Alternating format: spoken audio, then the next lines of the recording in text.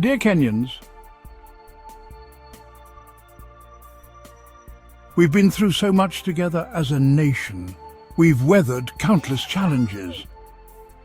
And yet we've come such a long way in learning to unite and stand for one another.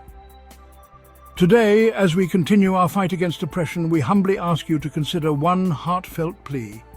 Let's take this struggle to our Creator. We've marched, we've demonstrated, and we've raised our voices time and again. Yet the freedom we seek still feels out of reach. Perhaps now is the moment to try a different approach, one rooted in our trust in God's promises to us. Let's invite God to take the lead in this fight, for He had foretold of such a day when we would be tired of our oppressors, and He had promised in His word to deliver His people from oppression. Isaiah 19:20 reminds us of His faithfulness. It will be a sign and witness to the Lord Almighty in the land of Egypt. When they cry out to the Lord because of their oppressors, He will send them a Saviour and Defender, and He will rescue them. Our God has never failed us. He has kept every promise, and His power knows no limits. Why not put Him first in our struggle this time? For no human leader will be able to save us from our oppressors. This is the moment we've all been longing for, the establishment of His kingdom of peace and justice, and is closer than we think. This kingdom will begin right here in our land and spread globally.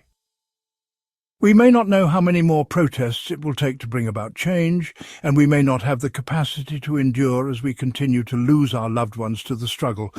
But one thing we do know, with God, nothing is impossible. He had already written about deliverance in His word through the prophets. He invites us to trust Him fully and is waiting for us to cry out to Him for help. Let's allow Him to guide us through this difficult time and lead us to the freedom we've been yearning for. As we reflect on this, let us be inspired by the prayer Jesus taught us, a prayer that reminds us of God's promise to bring His kingdom to earth.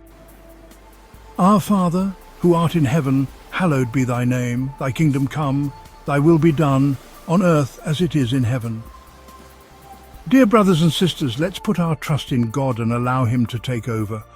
Together, through our trust in God, hope and unity, we can see a brighter tomorrow for our beloved nation as God's kingdom is established here on earth.